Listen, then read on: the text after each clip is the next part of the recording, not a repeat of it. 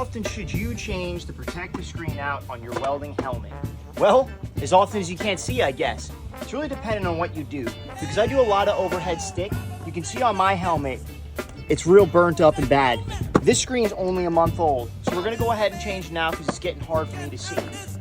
I run these cheap Hobart helmets because they're like 100 bucks, 150 bucks, and you can get new ones. But you can see how bad that screen was, and you can see where it was dropping on my face while I was welding overhead.